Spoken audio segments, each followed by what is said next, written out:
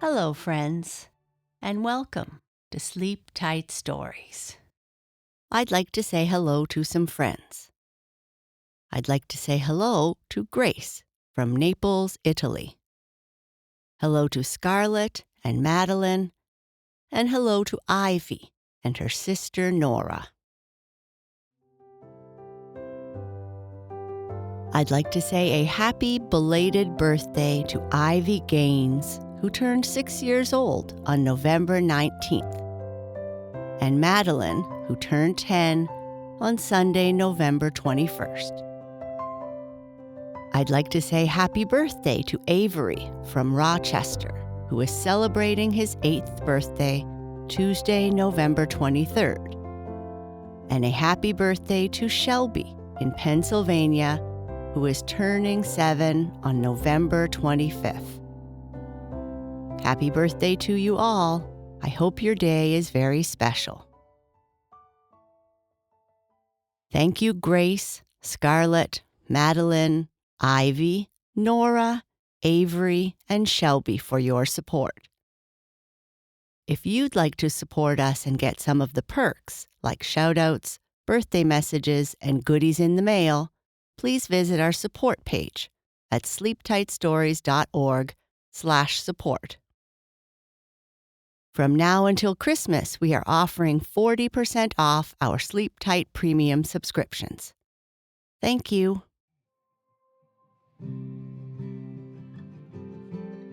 In this story, Toto and his brother Sniffy quickly get back under the water once their father warns them of danger. After a while, the beavers are able to make their way up to the dam and get started on gnawing down a tree. Father Beaver teaches Toto and Sniffy how to gnaw on the tree in a way to make it fall exactly where they want it. When the tree is almost ready to fall, they stop, and Father Beaver says he will finish it for them. Toto goes for a snack and runs into Don, a runaway dog. When they are talking, they hear a sound again. What does it mean?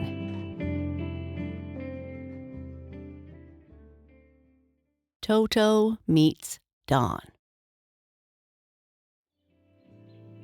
You may well believe that Toto and Sniffy did not lose any time diving down under the water as soon as they heard their father tell them to do so. Many times before, when they were first learning to swim, they had to dive down quickly like this just after they had poked up their noses to get a breath of air. And always their father or mother had swam with them out of danger. "What was that whacking noise, Dad?" asked Sniffy, when they were once more safely back in their stick and mud house. "That was Mr. Cuppy banging his flat tail on the water to let us know that there was some danger," answered Mr. Beaver. Cuppy, or some of the older beavers, are always on guard at or near the dam. If they hear, see, or smell danger, they whack with their tails. And whenever you hear that whacking sound, you little fellows must dive into the water and swim away just as fast as you can. "Oh, now I remember about Mr. Cuppy whacking with his tail," exclaimed Toto. "You told us that last summer, didn't you, Dad?" "Yes, but the winter has been long, and all that time you have had no chance to hear Mr. Cuppy bang his tail on the water. So I was afraid you had forgotten," said Mr. Beaver. "I did forget," answered Sniffy. "And I did too," said Toto. "But now I'm always going to listen for Mr. Cuppy's tail. And run and dive into the water as fast as you can when you hear him whacking and banging," advised Mr. Beaver. Now, We'll wait a little while, and then we'll swim up again. The danger may have passed." Toto and his brother waited for their father for perhaps 5 minutes in the beaver house. Then, once more, they dove down out of the front door and up into the river, a little farther away. Mr. Beaver went ahead and poked up his nose first to look about. He saw a number of beavers working on the dam, among them Mr. Cuppy. "Is it all right?" called Mr. Beaver to the old gentleman. "Yes, come along. We need lots of help to make the dam bigger and stronger," answered Mr. Cuppy. "Where are your 2 boys?" "Right here," answered their father. "It's all right, bob up your heads," he called. Up they swam, and soon they were among their friends on the dam, which was made of a number of trees laid crosswise across the narrow part of the river. Sticks had been piled back of the trees, and mud, grass hummocks, and leaves were piled back of the sticks, so that very little water could run through. Back of the dam, the water was quite deep, but in front it was very shallow. The beavers all had their houses back of the dam. "What was the danger?" asked Mr. Beaver of Mr. Cuppy, as the 2 animal gentlemen walked along the top of the dam. "Did you see a bear or some other big animal?" "No," answered Mr. Cuppy. "The reason I wagged my tail was because I saw 5 or 6 men over in the woods where the trees are that we were going to cut down for our dam." "Were they hunters?" asked Mr. Beaver. "No, they didn't seem to be hunters," answered Mr. Cuppy. "They were rough-looking men, and not dressed as nicely as most hunters are." These men had old rusty cans in their hands, cans like those we sometimes find in our river. I thought they were coming over to our dam to catch us, but they didn't. However, I gave the danger signal. "Yes, it's best to be on the safe side," returned Mr. Beaver. "Well, now we are here, my 2 boys and myself, and we are ready to help gnaw down trees for you. My wife will be here in a little while. She has gone to see if she can find some aspen bark for our dinner." "My wife has gone to look for some too," said Mr. Cuppy.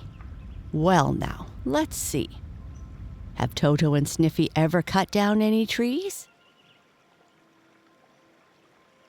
"No, this will be the first time for them," said their father. "Well, take them over to the grove and show them how to work," advised Mr. Cuppy. "We shall need many trees this spring. How are you, boys? Ready to gnaw with your red teeth?" "Yes, sir," answered Toto and Sniffy. "Come along," called their father, and into the water they jumped from the top of the dam to swim to where the trees grew beside the river.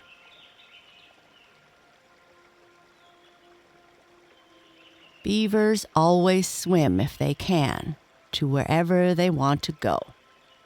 They would much rather swim than walk, as they can swim so much better and faster. So in a little while, Toto and Sniffy stood beside their father, beside a tree, which, where the tree trunk went into the ground, was as large around as your head. "We will cut down this tree," said Mr. Beaver. "What? That big tree?" cried Toto. "We can never gnaw that down, Dad. It will take a year." "Nonsense," laughed Mr. Beaver. "We can gnaw down larger trees than this. Before you boys are much older, you'll do it yourselves.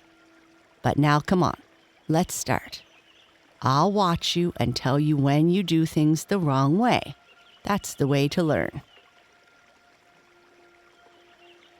I guess I know how to gnaw down a tree, boasted Sniffy. I've often watched Mr. Cuppy do it. This little beaver boy stood up on his hind legs, using his tail as a sort of stool to sit on, and he began cutting through the bark of the tree, using his 4 strong, orange-colored front teeth to gnaw with. Here, hold on, wait a minute, cried Mr. Beaver to his son, while Toto, who was just going to help his brother, wondered what was the matter. Isn't this the tree you wanted gnawed down, Dad? Asked Sniffy. Yes, that's the one, his father answered. But if you start to gnaw on that side first, the tree will fall right on top of those others, instead of falling flat on the ground, as we want it to. You must begin to gnaw on the other side, Sniffy. Then, as soon as you have nearly cut it through, the tree will fall in this open place. Oh, I didn't know that, said Sniffy. Nor I, added his brother. Always look to see which way a tree is going to fall, advised Daddy Beaver. And be careful you are not under it when it falls. If you do as I tell you, then you will always be able to tell just which way a tree will fall, to make it easier to get it to the dam. Then Mr. Beaver told the boys how to do this, how to start gnawing on the side of the tree so that it would fall away from them. How they do it, I can't tell you, but it is true that beavers can make a tree fall almost in the exact spot they want it. Of course, accidents will happen now and then, and some beavers have been caught under the trees they were gnawing down. But generally, they make no mistakes. How are we going to get the tree to the dam after we gnaw through the trunk? Asked Toto, as he and Sniffy began cutting through the outer bark with their strong, red teeth. We can't carry it there. We could if we could bite it into short pieces. As we bite and gnaw into short pieces the logs we gnaw bark from in our house all winter, said Sniffy. We don't want this tree cut up into little pieces, said Daddy Beaver. It must be in one long length to go on top of the dam. We can never drag this tree to the dam after we have gnawed it down, sighed Toto. It will be too hard work. You won't have to do that, said his father with a laugh. We will make the water float the tree to the dam for us. But there isn't any water near here, said Sniffy. No, but we can bring the water right here, went on Mr. Beaver. How? Toto wanted to know, for he and his brother were young beavers. We can dig a canal through the ground, and in that the water will come right up to where we want it, said Mr. Beaver. We'll dig out the dirt right from under the tree, after we have cut it down, and bring the canal to it. The canal will fill with water, the tree, being wood, will float in the water, and a lot of us beavers getting together can swim along and push and pull the tree through the canal right to the place where we need it for the dam. Are we going to learn how to dig canals too? Yes, building dams and canals and cutting down trees are the 3 main things for a beaver to know, said his father. But learn one thing at a time. Just now, you are to learn how to cut down this tree. Now gnaw your best, each of you. So Toto and Sniffy gnawed, taking turns, and their father helped them when they were tired. Soon a deep white ridge was cut in the side of the tree. "The tree is almost ready to fall now," said Mr. Beaver. "You boys may take a little rest, and I'll finish the gnawing. But I want you to watch and see how I do it. Then you will learn." "May I go over there by the spring of water and get some sweet bark?" asked Toto. "Yes, I'll wait for you," answered his father. "I won't finish cutting the tree down until you come back." "Bring me some bark," begged Sniffy as he sat down on his broad, flat tail. "I will," promised Toto. The little beaver boy waddled away, and soon he was near an aspen tree. Beavers like the bark from this tree better than almost any other. Toto was gnawing away, stripping off some bark for his brother, when, all at once, he heard a rustling sound in the bushes, and a big animal sprang out and stood in front of Toto. "Oh, dear me, it's a bear!" cried Toto. "No, I am not a bear," answered the other animal. "Don't be afraid of me, little muskrat boy. I won't hurt you." "I'm not a muskrat. I'm a beaver," said Toto. "But who are you?" "I am Don," was the answer, "and I am a dog. Once I was a runaway dog, but I am not a runaway any longer. But what are you doing here, Beaver boy?" "Helping my father cut down a tree for the dam," Toto answered. "What are you doing, Don?" "I am looking for a camp," was the answer. The dog and the beaver speaking animal talk, of course. "A dog friend of mine said there was a camp in these woods, and I want to see if I can find it," went Don. "Who is at the camp?" asked Toto. "Ragged men with tin cans that they cook soup in," answered Don. "Have you seen any around here?" "No, but Cuppy, the oldest beaver here, saw some ragged men over in the woods," began Toto. "Maybe they are." But before he could say any more, he heard a loud thumping sound, and Toto knew what that meant. "Look out! There's danger!" cried Toto. And that is the end of this chapter. Good night. Sleep tight.